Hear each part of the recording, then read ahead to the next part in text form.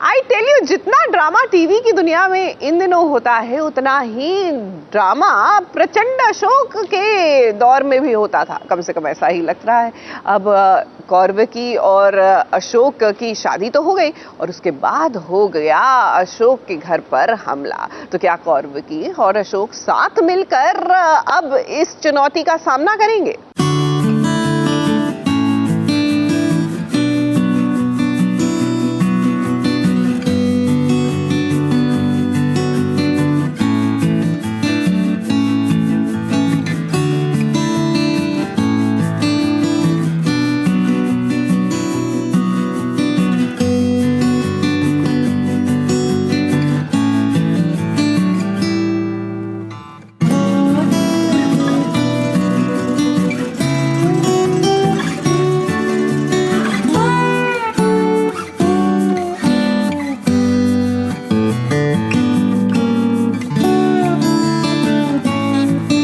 अशोक और कौरवकी की ये प्रेम कहानी ही क्या कभी ऐसा रूप ले लेगी, आपने सोचा था? सोचा तो हमने भी नहीं था, लेकिन वो सब हो रहा है ना।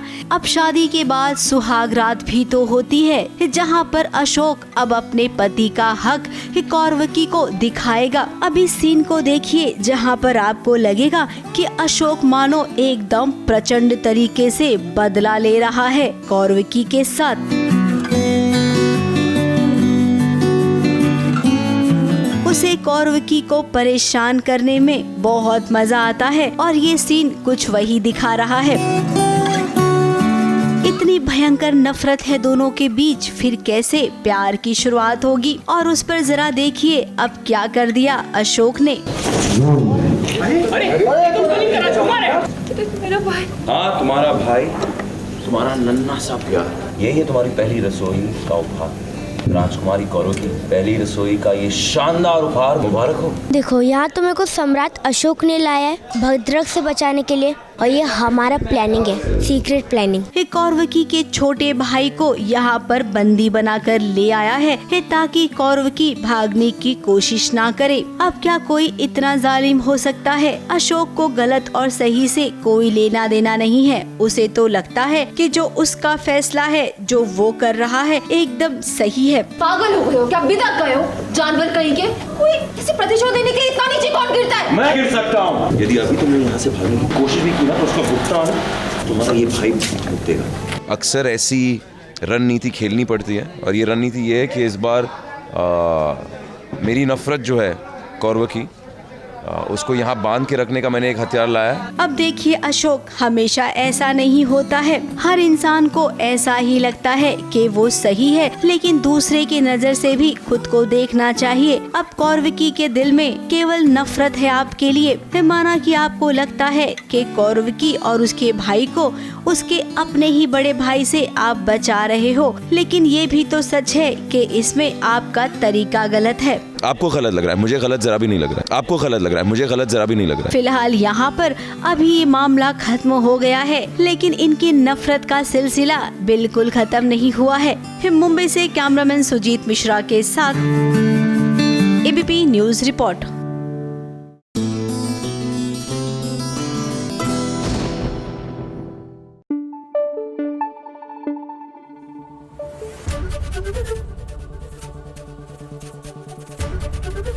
एबीपी न्यूज आपको रखे आगे।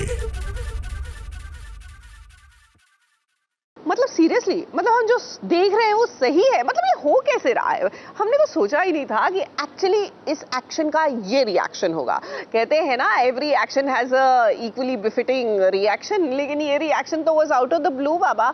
अब झनक और अनिरुद्ध की शादी हो गई है, ये सबको पता लग गया। उसके बाद भी इनका जश्न है कि चला जा रहा है। हमने तो सोचा था विस्फोट होगा।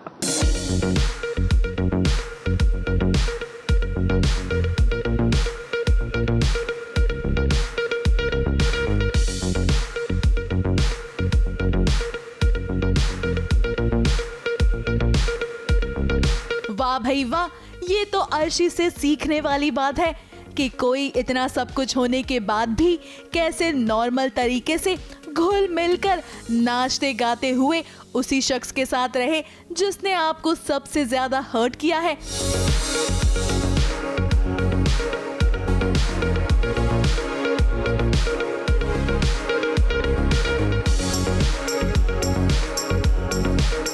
अब ये तो आप जानते ही हैं कि अर्शी कब से अपने प्री वेडिंग फंक्शन के लिए एक्साइटेड थी, लेकिन इतने ड्रामे के बाद अब वो फिर से नॉर्मल हो गई है।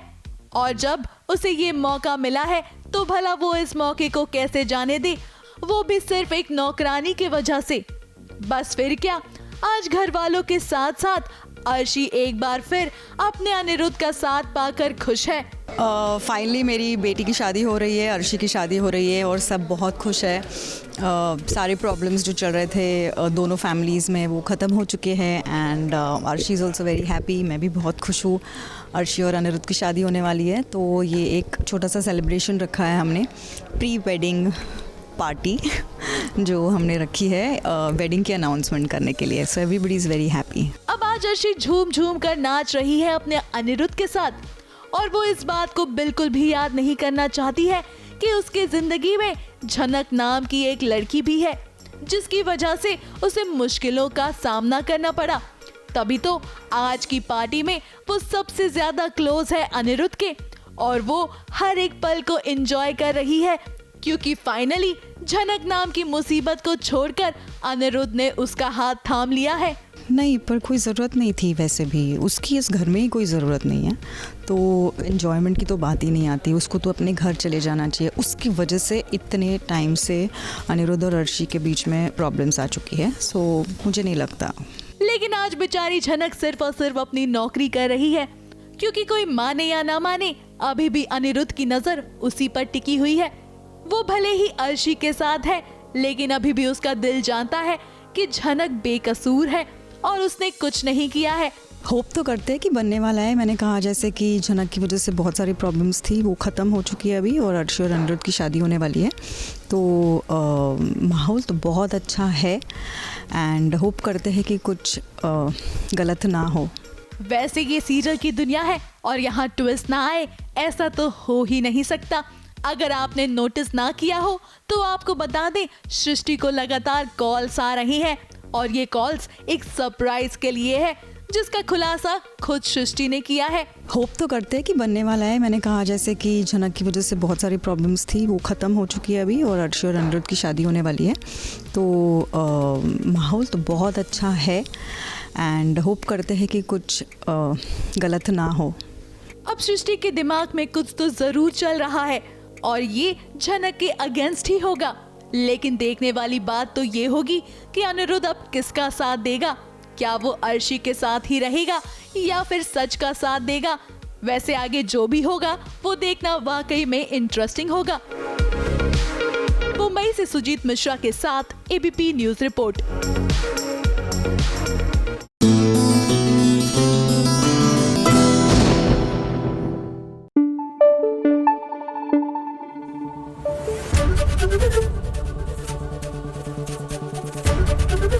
एबीपी न्यूज आपको रखे आगे।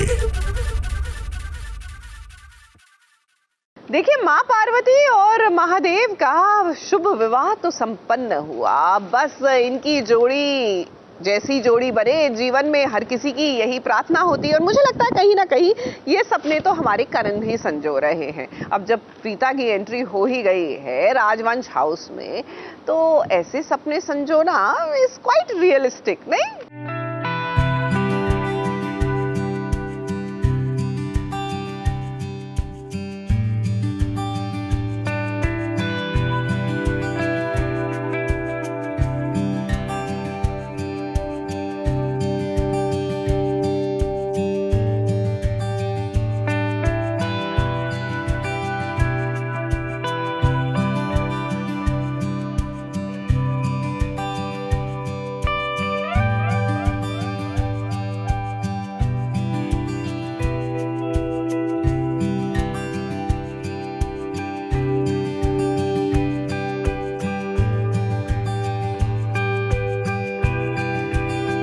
जो होना चाहिए था देखिए वही हुआ। महाशिवरात्रि पर जैसे शिव और पार्वती मिले थे ठीक वैसे ही आज लूथरा हाउस में एक करण और प्रीता मिल गए हैं। अपने ससुराल आज लौटी है प्रीता प्रीता के लौटने पर सबसे ज्यादा खुशी करण को हुई है। कितने सालों से वो इंतजार कर रहा था इस घड़ी का, तो आज महादेव के आशीर्वाद से करण का ये सपना पूरा हुआ और देखिए घर की बहू का आज गृह प्रवेश भी हो गया।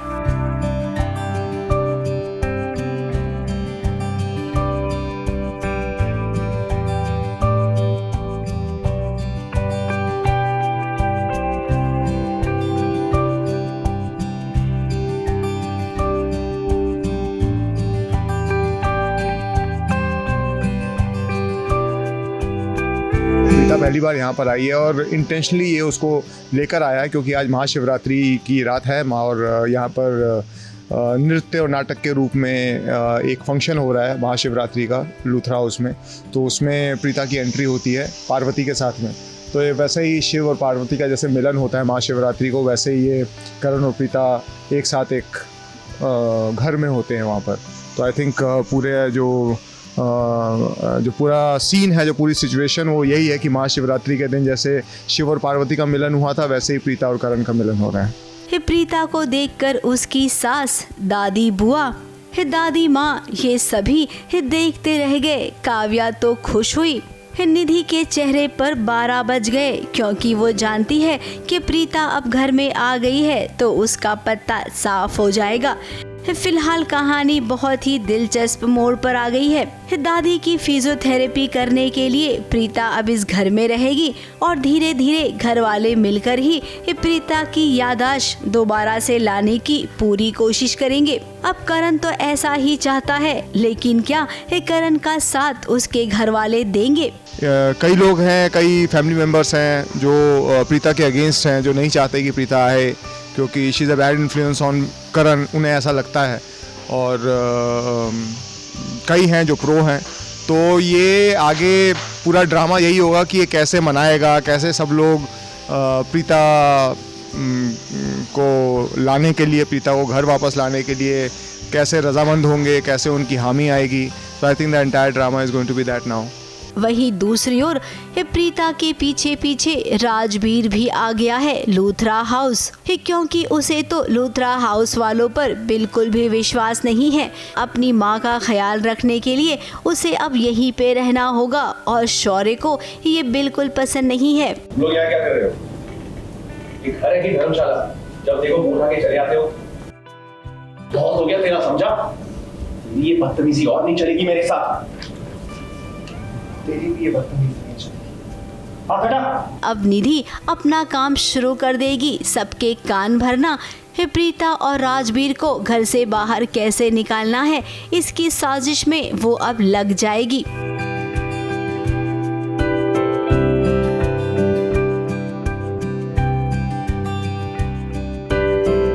ABP news report.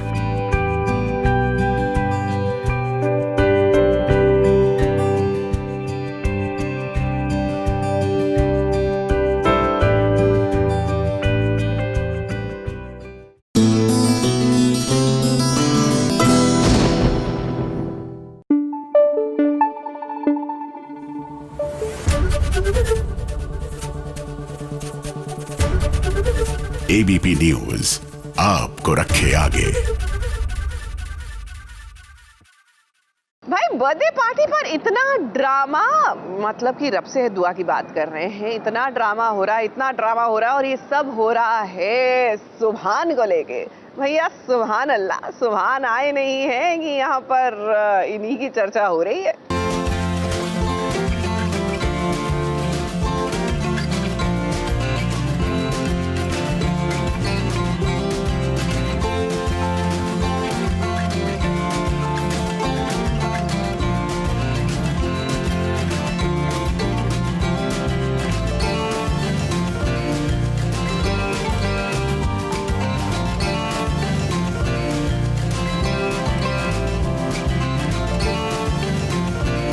लंदन से आया है भाई ये संस्कारी सुभान, जिसे देखकर सबके मुंह से यही निकलता है कि सुभान अल्लाह, क्या लड़का है ये। लंदन में रहने के बाद इसकी परवरिश एकदम हिंदुस्तानी हुई है। जरा सुभान के संस्कार देखिए। ये कैसे दादी बुआ और दुआ को गले लगा रहा है। हमने भी बचपन से इतनी बातें सुनी है और उनको मिस किया है और उनके साथ रहना मिस किया है। अब सब वापस आ गए हैं तो वो खुशी क्या, हैप्पी मोमेंट्स। मन्नत का जन्मदिन है और इस खुशी में घर में पार्टी चल रही है। ये पार्टी के बीच जब सुभान की एंट्री हुई तो दुआ को मानो लग रहा हो जैसे उसका एक और बेटा मिल गया। सुभान ने भी बचपन से दुआ के बारे में अच्छी बातें सुनी थी, तो आज जब मौका मिला है तो दुआ से वो दिल खोलकर मिल रहा है। वहीं मन्नत और इबादत सुभान को बहुत पसंद कर रही हैं, लेकिन जहां तक हमें लगता है कि केवल इबादत प्यार करेगी सुभान को और सुभान तो मन्नत को प्यार करेगा। तो इम्प्रेसिव, एक्चुअली हम बहुत इम्प्रेस हो जाते हैं दोनों वो उस मामले में तो मैं भी इम्प्रेस्ड ही हूँ, because that was not expected. Exactly, हम ऐसे देख रहे कि ओह माय गॉड, ये तो इतनी अच्छी शायरी भी करता है। अब मन्नत भला किसी की पूरी होती है क्या? नहीं ना। तो सुभान आपकी कैसे होगी? अभी तो आप हिंदुस्तान आए हैं, यहाँ की आबो हवा को महसूस कीजिए, उसके बाद आपको पता चलेगा कि मन्नत से प्यार कर रहे हो लेकिन आपको इबादत मिलेगी। मुंबई से कैमरामैन सुजीत मिश्रा के साथ एबीपी न्यूज रिपोर्ट।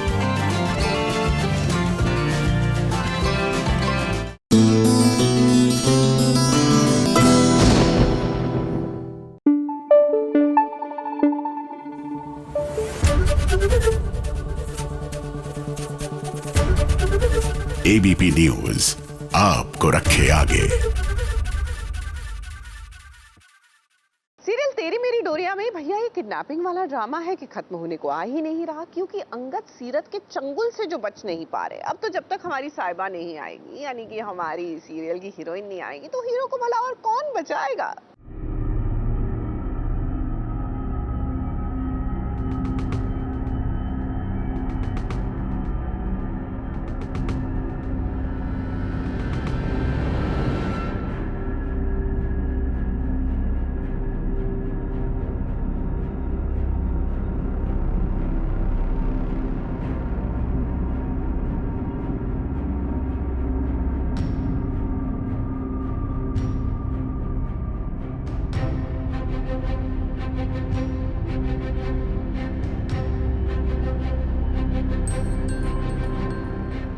इसे प्यार नहीं कहते हैं बल्कि कहते हैं पागलपन। और पागलपन के इस दौर से गुजर रही है सीरत। जरा देखिए अंगद को पाने की चाहत में वो क्या क्या कर रही है। उसे सीरत ने किडनैप कर लिया है और तो और उसे हर दिन वो दवाइयाँ देती है, क्योंकि सीरत का इरादा है अंगद को बदल देना। जी हाँ, वो बहुत जल्द उसकी प्लास्टिक सर्जरी करने वाली है। अंगद को इस बात का पता अभी चला है। फिलहाल उसने यहाँ से भागने की कोशिश की है, लेकिन अपनी इस कोशिश में वो नाकामयाब हो गया।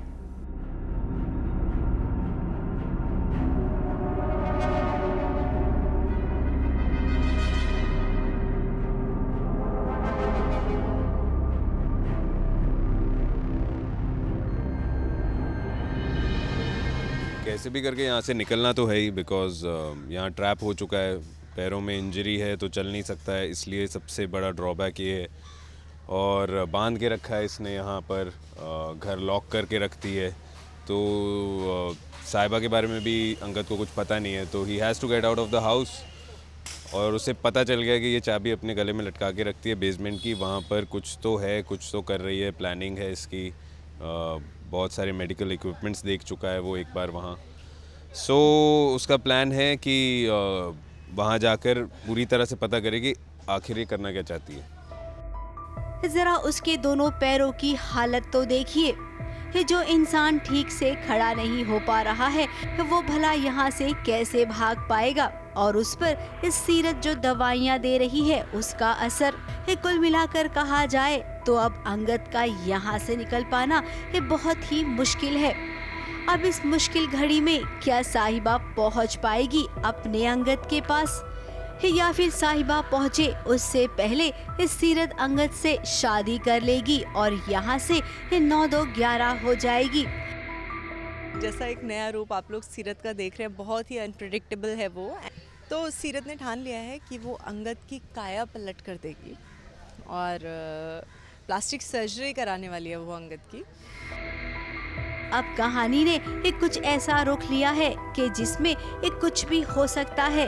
अब ये कुछ भी एक कैसा होगा, क्या होगा, ये तो हम भी जरूर देखना चाहेंगे। मुंबई से सोनू शुक्ला के साथ एबीपी न्यूज रिपोर्ट।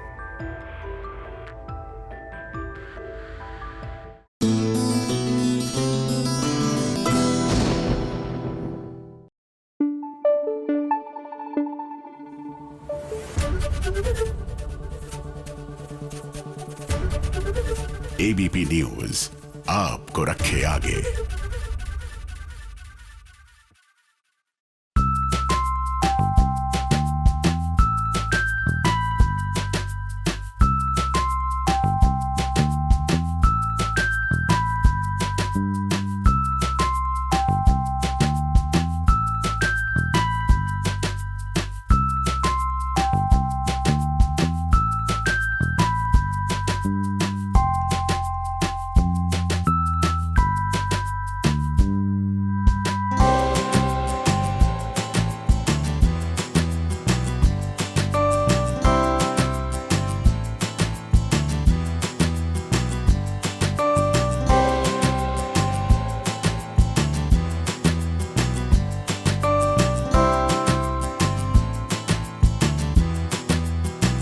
हाय, मैं हूँ विदिशा श्रीवास्तव, यानी कि आपकी प्यारी अनीता भाभी फ्रॉम भाभी जी घर पर हैं।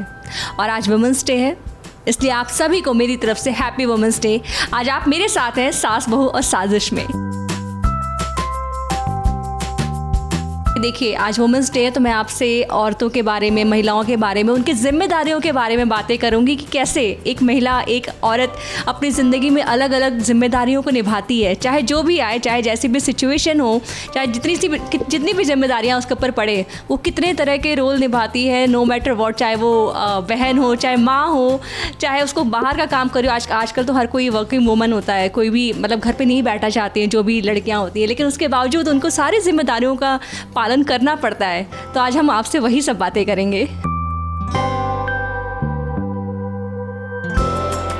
ये है आद्या, छोटी विदिशा मेरी बेटी है। और आज मैं ये मेरे साथ सेट पे, एक्चुअली जब भी मैं शूट करती हूँ मेरे साथ सेट पे आती है, क्योंकि बहुत छोटी है, इसको छोड़कर मैं घर पे नहीं आ सकती क्योंकि एक माँ भी हूँ। अगर मैं एक वर्किंग वूमन हूँ, मैं आज शूटिंग कर रही हूँ, तो उधर भी मेरी रिस्पॉन्सिबिलिटीज़ है, उधर भी मेरे कमिटमेंट्स हैं।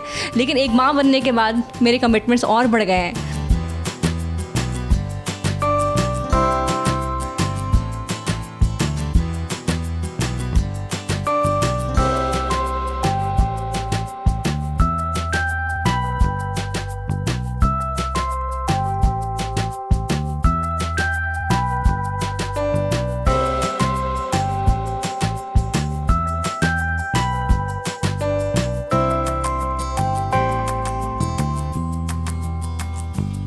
एंड इस सब में सबसे मेरा बहुत बड़ा जो है, मेरी जो बैकबोन कह सकती हो, जो सपोर्ट करती है, वो है मेरी मम्मी।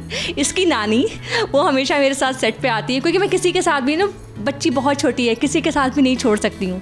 तो she always comes with me. और जब मैं शॉट देने जाती हूँ तो वो मेरी वो आद्या का ध्यान रखती हैं। मुझे लगता है कि हर बेटी अपनी माँ से कहीं ना कहीं इंस्पिरेशन लेती है। और मैं तो सचमुच में बहुत ही ज़्यादा इंस्पायर होती हूँ कि मुझे लगता है कि काश मैं भी अपनी माँ जैसी एक माँ बन पाऊँ, जो आज भी अपनी बेटी का भी इतना ध्यान रख रही है। मैं पूरी कोशिश करती हूँ कि इन्हें कोई असुविधा ना हो, स्पेशली इसको बिल्कुल ना हो। और ये मेरी जिम्मेदारी है। अब ये अगर ये अपनी ड्यूटी कर रही है तो मेरी जिम्मेदारी अब इसके प्रति हो गई। जब ये बच्चे मेरे छोटे थे तो मैं अपनी जिम्मेदारी निभाई, मैं एक वर्किंग वूमेन थी, उसके साथ साथ मैं जिम्मेदारी अपनी बेटियों की निभाई। तब ये उनकी बेटी हो गई, मैं फ्री हूँ। तो मेरे लिए तो बस सबसे बड़ा काम यही है कि मैं इनको अच्छे से संभालूँ और पूरा ध्यान रखूँ, ताकि उसको कोई असुविधा ना हो, इसको कोई तकलीफ़ ना हो। मुझे लगता है हर माँ अच्छी माँ होती है, चाहे किसी भी तरह वो अपनी जिम्मेदारी निभाती है जितना हो सकता है। समाज चाहे कितना भी जज करे उसको, हर इंसान, हर महिला अपनी जितनी उसकी वो होती है, अपनी पूरी जिम्मेदारी निभाती है और कोशिश करती है कि कहीं भी उसको कमी ना पड़े।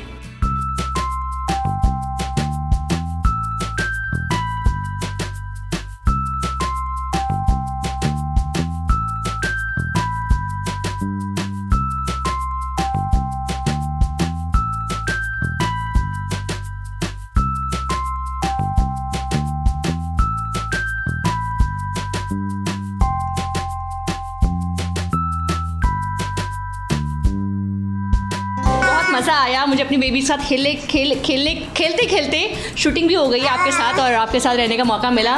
It was fun.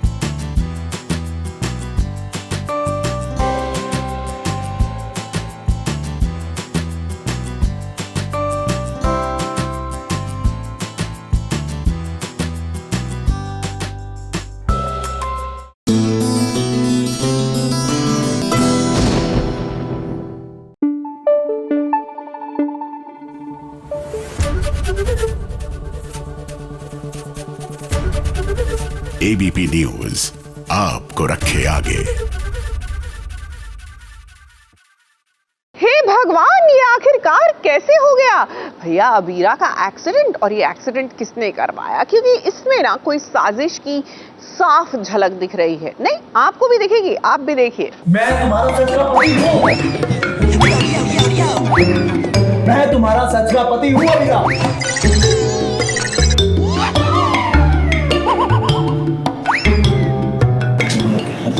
के हिसाब से, हर कानून के हिसाब से मैं तुम्हारा पति हूँ और अब मैं सचमुच के पति की तरह बिहेव कर रहा हूँ।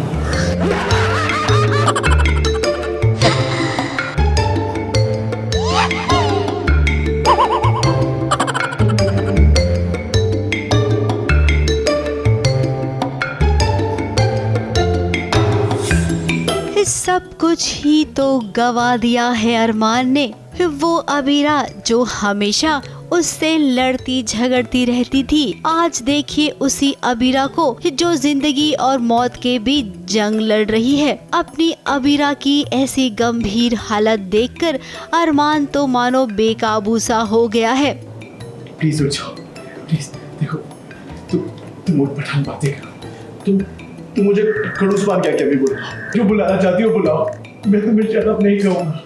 भले ही दोनों दिन रात लड़ते झगड़ते हो, लेकिन ये दोनों भी जानते हैं कि एक दूजे का साथ इन्हें कितना जरूरी है। रात भर अरमान ने अबीरा के लिए प्रार्थना की और देखिए उसका असर ये हुआ कि अबीरा को होश आ गया। अरे अब क्या तो होश आ गया उसे? अब क्यों रो रहे हो? सिर्फ इसे होश नहीं है, पूरे हॉस्पिटल को चेंज किया। अबीरा, ये तुम्हारा हस्बैंड है, कल से पूरा हॉस्पिटल से उठा रखा है। अब होश आते ही इन दोनों की वही पुरानी वाली नोक-झोंक शुरू हो गई और इस बार तो जब ये नोक-झोंक शुरू हुई तो ये दोनों और भी करीब आ गए। अब अस्पताल के बेड का रिमोट कुछ इस कदर दब गया कि ये दोनों पास आ गए और इसी सिचुएशन में अरमान ने एक डायलॉग भी मार दिया कि मैं तुम्हारा पति हूँ। मैं तुम्हारा सच्चा पति हूँ। मैं तुम्हारा सच्चा पति हूँ। शादी भले ही 1 साल के लिए है, लेकिन पति तो असली वाला ही हूँ ना। हर कानून के हिसाब से मैं तुम्हारा पति हूँ और अब मैं सचमुच के पति की तरह बिहेव कर रही हूँ। अब यहाँ पर रूही भी पहुँच गई और उसने अबीरा और अरमान को इस सिचुएशन में देखा। अब उसके दिल में तकलीफ तो होगी। रिमोट से उसने बेड को वापस नीचे कर दिया और उसके बाद डॉक्टर साहब आए और जो हुआ वो आप सुन लीजिए। कम से कम मतलब 7 days, मतलब 168 hours। ये मिनट्स की डिले है डॉक्टर साहब को फोन। डॉक्टर साहब जब तक मैं हूँ ना, ये घर से 1 सेकंड के लिए भी बैठ सकता है। अरमान के आजू बाजू कोई भी आए तो रूही को वो पसंद नहीं है, तो रूही के पर्सनल ग्रजेस नहीं है अबीरा को लेकर, पर कहीं ना कहीं रूही के मन में ये वापस आ जाएगा कि अरे यार अभी ये लोग वापस नज़दीक जा रहे हैं, वापस नज़दीकियाँ बढ़ रही है उन दोनों में, तो रूही को वो चीज़ अच्छी नहीं लगी। बट हाँ, रूही खुश है कि अबीरा ठीक है और अबीरा को होश आ गया। फिर डॉक्टर ने कहा है कि अबीरा को अब कंप्लीट रेस्ट करना है, वो घर से बाहर नहीं जा सकती है। अब घर से बाहर नहीं जाएगी तो अपने केस पर काम कैसे करेगी। फिलहाल अरमान ने फरमान जारी कर दिया है कि अबीरा तुम उस केस को छोड़ दोगी। जब तक मैं यहाँ हूँ तुम एक सेकंड के लिए भी अपना पैर बेड से नीचे नहीं उतारोगी, बात खत्म। दादी साहब वाला केस तुम छोड़ रहे। अब क्या अबीरा अरमान की बात मानेगी या हमेशा की तरह वो अपनी मनमानी करेगी। देखना तो हम भी चाहते हैं कि इन दोनों के बीच अब आगे क्या होगा।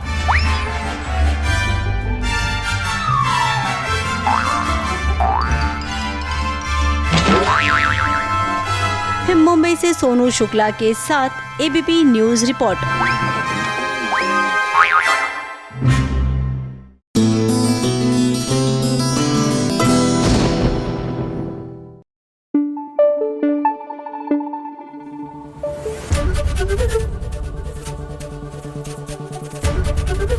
एबीपी न्यूज आपको रखे आगे।